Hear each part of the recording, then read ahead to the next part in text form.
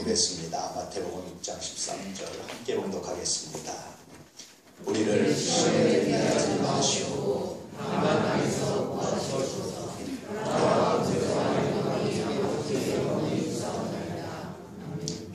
계속해서 주기도문 강해를 이어가고 있습니다. 기도가 뭘까? 어떻게 기도하면 될까? 주기도문을 통해서 발견한 건 뭐였습니까, 여러분? 기도는 청원 이전에, 무엇을 부탁한 것 이전에 아버지를 사랑하는 아들의 마음, 절절히 녹아있다라고 말씀드렸죠. 오늘도 그렇습니다, 여러분. 이 기도를 통해서, 여러분이 간구를 통해서 오늘 다시금 다만 악에서 구하시옵소서. 이 기도를 통해서, 이 내용을 통해서 다시 한번 그 아들의 마음, 아버지를 사랑하는 마음, 이 땅을 살아가는데 우리가 무엇을 구해야 될지 한번 좀 생각해 보시고 묵상하시고 주의 메시지를 들을 수 있는 은혜가 있기를 축복합니다. 혹시 여러분 이렇게 말할 경우가 있죠? 내 주변 사람들은 다 좋습니다. 난 참 사람 복을 받아서 모든 사람, 친구들 다 좋은 사람만 받았습니다. 이렇게 말하는 분들이 혹시라도 좀 상처받지 않기를, 이런 얘기가 있습니다. 또라이 질량 모질의 법칙이라는 우스갯말이 하나 있어요. 뭐냐면 어느 집단이나 다 이상한 사람이 하나씩 있다는 거예요. 만약에 내가 속해 있는 집단에 특별히 이상한 사람이 없으면, 그러면 한 좀 정도가 좀 약한 한 4명 정도의 사람이 있다는 거예요. 근데 그것도 찾을 수 없으면, 내 주변에 모든 사람들이 다 좋은 사람이면 누가 이상합니까? 자기 자신이 또라이다, 이런 우스갯말이 있어요. 돌아보면 우리 주변의 삶 속에서, 우리의 삶에서 악이 없을 수 있을까? 우리 주변의 삶 속에서 다 선하고 좋은 것들만 있을 수 있을까? 그렇지 않죠. 저는 오늘 기도문을 다시 보면서 생각하는 것은 참 예수님이 우리 가르치신 삶의 내용들입니다. 악에서 구하시옵소서. 왜 이렇게 말씀하셨을까? 하나님, 우리 삶에서 악을 없애주십시오. 하나님, 악은 아예 그냥 모양조차 흔적조차 없게 해주십시오. 그냥 선만 충만하게 하십시오. 그렇게 가르쳐주지 않으시고 왜 악에서 구하달라고 기도하라고 하셨을까? 그렇지 않습니까? 그래서 마치 이 악 질량 보존의 법칙처럼 우리 삶에는 언제나 악이 존재합니다.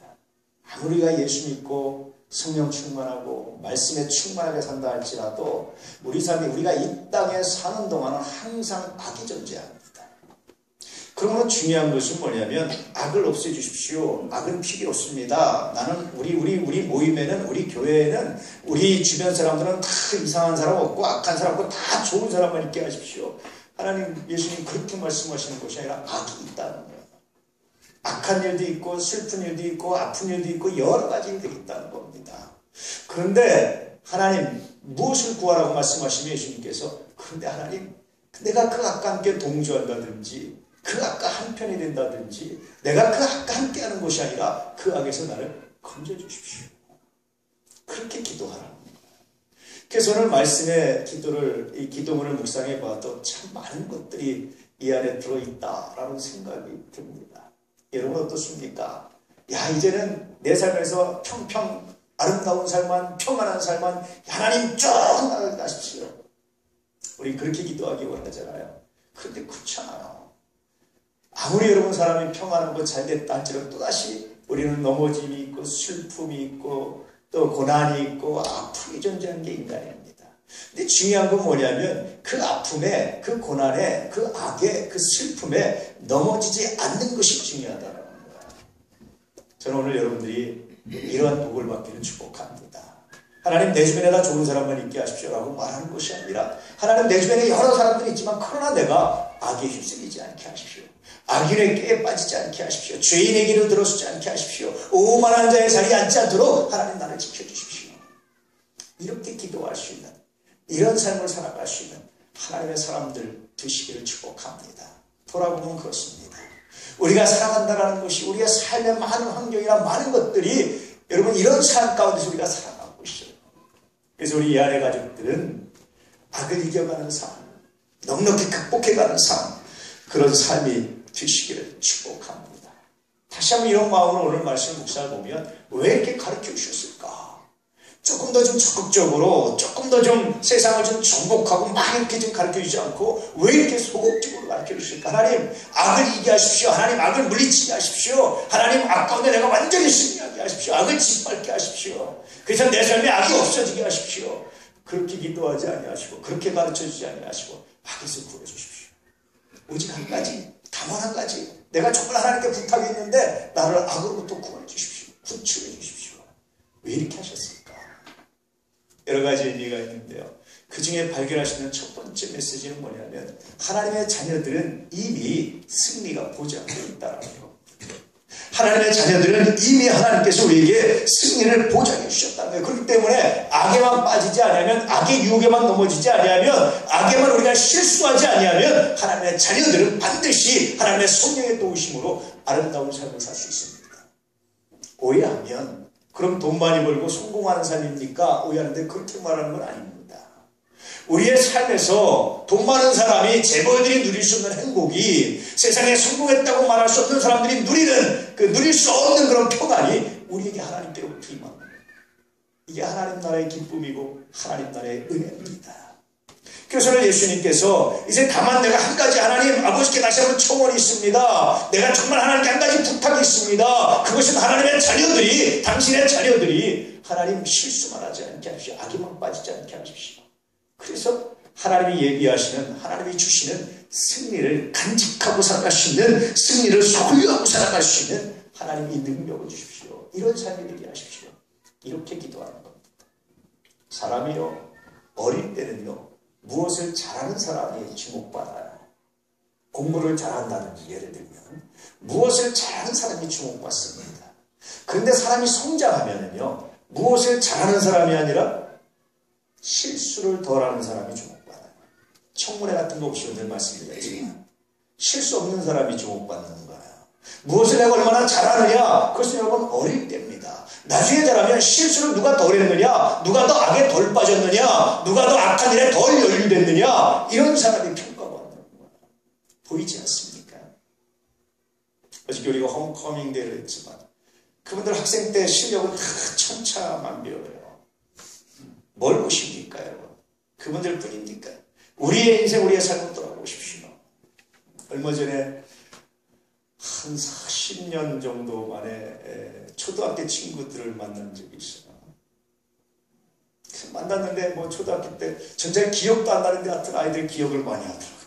그래가지고 이렇게 하고 뭐 안 나온 친구 전화도 하고 막 그래서 만나고 이렇게 했어요. 그중에 아주 공부를 굉장히 잘하는 전교 1등 하던 친구가 하나 있어서, 야 너 공부 잘했지? 내가 이렇게 이렇게 했더니 무슨, 그러면서 이렇게 얘기를 해요. 근데 다 돌아보면요, 어릴 때는 잘하는 사람이 주목받거든요. 근데 이제 나이가 지나고 시간이 지나면 누가 덜 못했느냐, 누가 실수를 덜 했느냐 하는 사람이 더 탁월한 사람이 돼요. 오늘 주님 그 말씀하시는 겁니다. 이제까지 우리가 뭘 얻으려고, 뭘 성취하려고 막 살아가는데 정말 하나님의 자녀들은 어떤 사람들이냐, 실수만 덜해도, 악에 빠지지만 않아도 하나님 주시는 평안이, 하나님 주시는 능력이 있다는 걸 말씀하시는, 이 말씀을 기억하고 살아가는 내가 이렇게 축복합니다. 그래서 우리가 무엇을 잘하는 것도 중요하지만 더 중요한 건 뭡니까? 실수하지 않는 겁니다. 우리가 무엇을 잘하는 것도 중요하지만 더 중요한 것은 악에 빠지지 않는 겁니다. 똑같이 악한 일에 연루되지 않는 겁니다. 똑같이 편법을 사용하지 않는 겁니다. 똑같이 그 길을 걸어가지 않는 겁니다. 그런 사람이 시편 1편을 보니까 복 있는 사람입니다. 그렇게 말씀하시죠. 그래서 오늘 말씀 시편 1편과 연결시켜 보면 복 있는 삶에 대해서 말씀하시네요. 다만 악에서 구하시옵소서. 이 짧은 문장 안에, 이 짧은 기도 안에, 우리에게 할 수 있는 이 짧은 기도 안에 이 하나님의 놀라운 선물이 이 안에 들어있다는 것을 말씀하고 있습니다. 여러분 축복합니다. 악에서만 구원받기를 축복합니다. 여러분 축복합니다. 악인의 꾀, 죄인의 길, 오만한 자의 자리에 빠지지 않는 하나님의 복이 있기를 여러분 축복합니다. 나머지는 하나님 주신 것 가지고 충분합니다.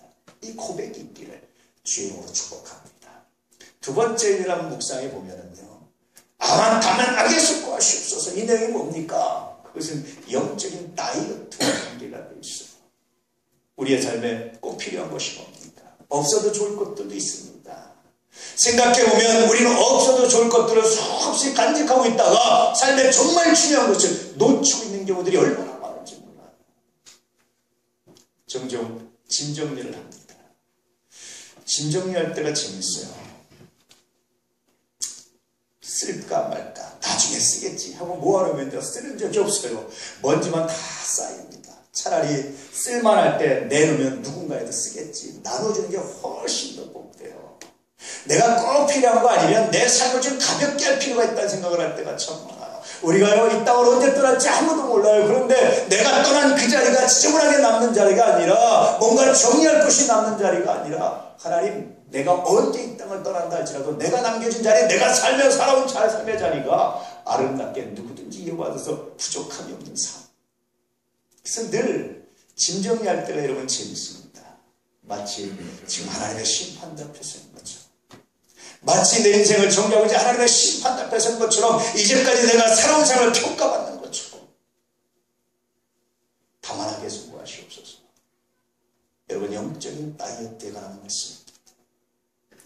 육적인 다이어트만 하지 마시고 이제 영적인 다이어트에 하나님 관심을 가져보시기를. 다시 말씀드리면, 내 삶에 내가 갖지 않아야 될 것을 욕심으로 갖고 있는 것은 무엇인지, 내가 나눠줘도 좋은 것들을 내가 나눠주고 내가 욕심으로 움켜잡고 있는 것은 무엇인지 한번 생각해 보시기를. 예수님 그렇게 말씀하시는 겁니다.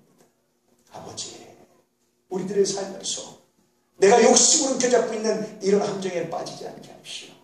내가 놔두는 것을 내가 욕심으로 잡고 있는 이런 함정에 빠지지 않도록 하나님 도와주십시오. 자식도 욕심으로 잡지 않기를 축복합니다. 정말 축복합니다. 여러분, 내 삶의 모든 것들을 욕심으로 잡고 있는 것들 내려놓으시는 하나님의 은혜가 있기를 축복합니다. 오늘 그 말씀하시는 꼭 필요한 것이 아니라 내놓을 수 있는, 오히려 쓸만한 가치가 있을 때 내놔서 누군가 쓸 수 있도록 돕는, 나눠 쓰는 이런 역사가, 이런 은혜가 바로 하나님의 자녀들이 누려야 될 삶이라고 말씀하십니다. 생각해보면 돈도 적당히 남겨줬습니다. 물론 적당히는 사람마다 다르겠지만 적당히. 너무 많아도 이게 부담, 너무 많아도 문제가 되잖아요. 얼마 전에 뉴스에 보니까 강남에서는 어떤 부자 노인이 갑자기 죽었잖아요. 누구한테 살인을 당했죠. 돈이 너무 많아서 그래요. 적당히 여러분 줄이시는 은혜가 있길 바랍니다.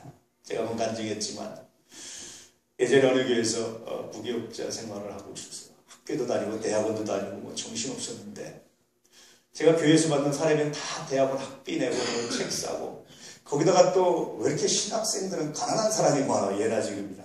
지금 학교에 가면 굶는 학생들이 간혹 있어요. 그럼 또 이렇게 도시락 못 갖고 오고 밥 못 먹는 사람이 수업 끝나고 점심 먹으러 가면 보여요. 그러면 같이 밥 먹으러 갑시다. 근데 저도 돈이 부족하니까 집사람 보고 도시락을 싸라고 그랬어요.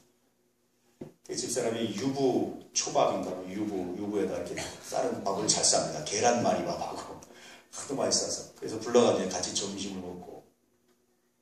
정말 부족하더라고요. 아이들을 키워야 되는데. 그래서 내가 하나님께, 하나님, 내가 하나님이란다고 하는데 도대체 이게 뭡니까?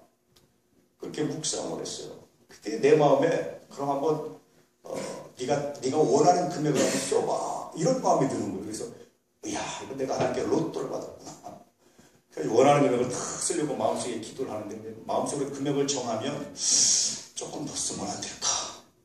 정하면 조금 더 쓰면 안 될까? 뭐 이런 마음이 드는 거죠. 그러다 내 마음에 문득 하나님의 음성이 들려오고, 얼마면 족하겠느냐? 족함이 없겠더라. 역시 다시 다 하나님, 제가 취소합니다. 제가 지금 받는 것 가지고 모자르지 않게 하시면 내가 족한 줄 여기겠습니다. 지나고 보면 하나님 그 기도에 응답하신 것이 얼마나 감사한지, 지나보면 그때 하나님께서 나를 악에서 구해주신 것이 얼마나 감사한지. 우리는요, 수입을 늘려서 많은 수입을 가지고 뭔가 할 수 있다고 생각하고, 수입이 많으면 복이라고 생각하잖아요. 제가 깨달은 게 있습니다. 그때 하나님, 많은 수입이 복이 아니라 내가 가지고 있는 수입 가지고 모자르지 않게 은혜 가운데 살아가는 것이 복임을 내가 기억하고, 내가 영적인 다이어트 꼭 필요합니다.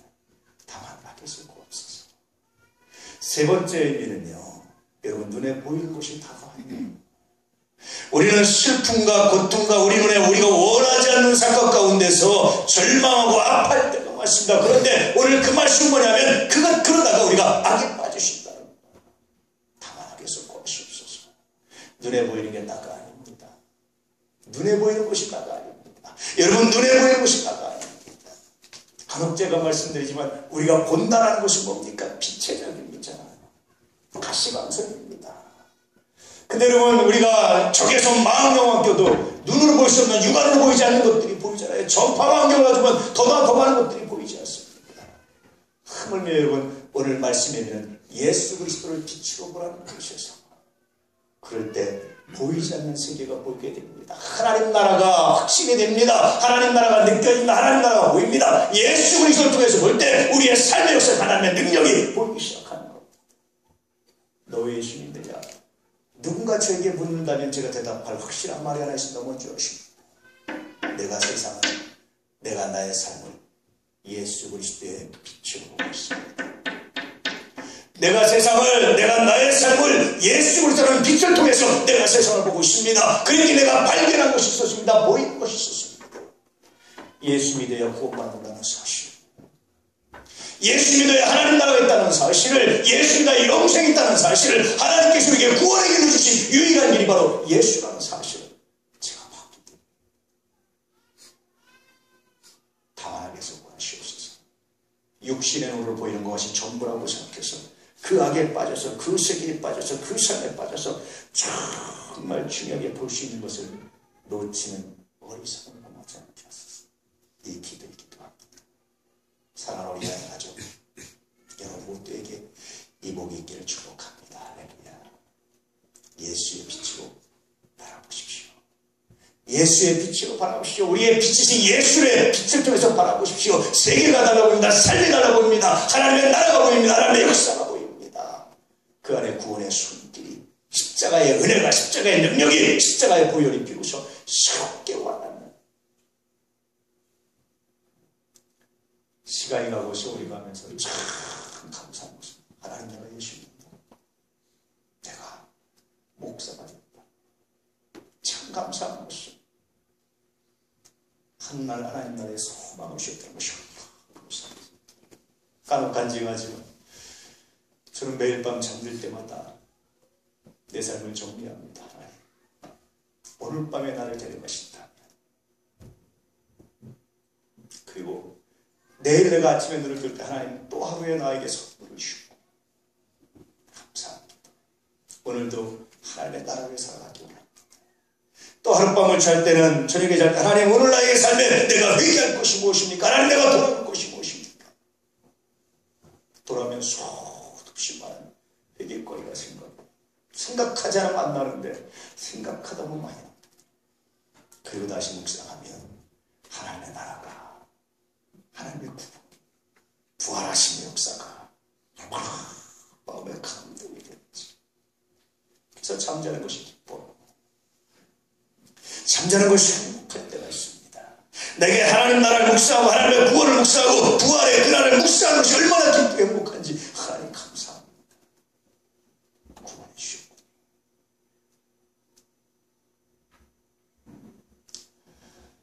다만하게 수고하옵소서. 이 기도를 묵상할 때마다 이외에도 수십 가지가 묵상합니다. 왜 이렇게 기도를 맞추셨는지, 이 기도를 통해서 우리에게 정말 하나님께서 원하시는 것이 무엇인지, 이 기도를 통해서 하나님께서 우리에게 원하시는 것이 무엇인지, 요구하시는 것이 무엇인지, 어떤 삶을 살기 원하시는지. 그래서 이렇게 묵상합니다. 하나님, 그러면 어떻게 하면 악에 빠지지 않겠습니까? 하나님, 내가 지금 악에서 구하시옵소서 기도했는데 하나님 어떤 방법으로 응답하시겠습니까? 하나님의 말씀을 묵상하다 보니까 발견되는 방법이 있었습니다. 동생 아벨을 죽이고 괴로워하는 가인에게 하나님께서 하신 말씀이 뭡니까? 죄의 소원은 내게 있으나 너는 죄를 다스리지니라. 하나님께서 우리에게 그 악에 빠지는 순간에 악에서 벗어날 수 있는 능력도 주셨음을 확신합니다. 사람이 시험 당할 쯤에 또한 피할 것이요 감당할 힘을 주신다고 말씀하신 하나님의 말씀이 가슴에 박히기 시작합니다. 하나님, 그렇습니다. 할 수 없다고 포기하는 삶이 아니라 이때 하나님 주신 능력을 발견하게 하십시오. 하나님 주신 은혜를 발견하십시오. 능히 이 악에서 벗어날 수 있는, 이 악에 빠지지 않는 하나님의 능력이 내게 있음을 믿습니다. 대부분은요, 하나님의 능력은 숨겨져 있습니다. 제가 전에도 말씀드렸죠. 골리앗을 상대하는 다윗, 물맷돌 가지고 골리앗을 이길 수 있는 생각 아무도 못했어요. 물맷돌 다윗보다 잘 던지는 사람 분명히 있었을 겁니다. 근데 아무도 못했어요. 하나님께서 다윗에게 주신 지혜가 물맷돌 가지고 골리앗을 이기는 거예요.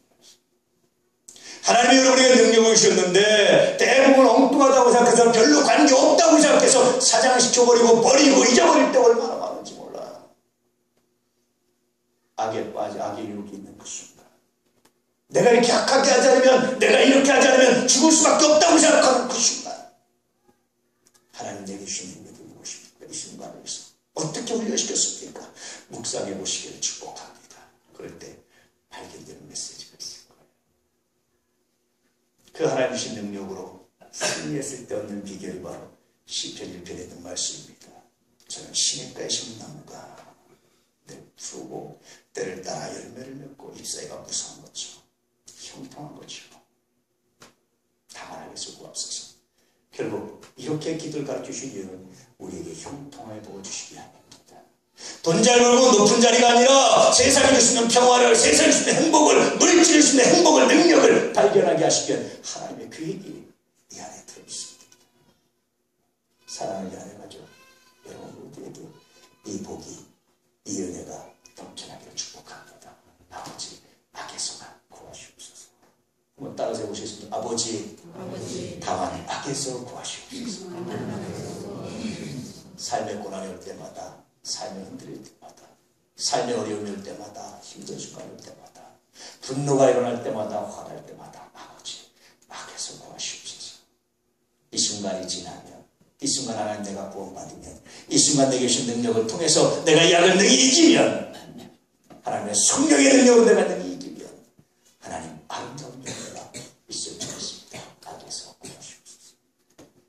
날마다 이 기도를 묵상하며 승리하시고 귀한 정도로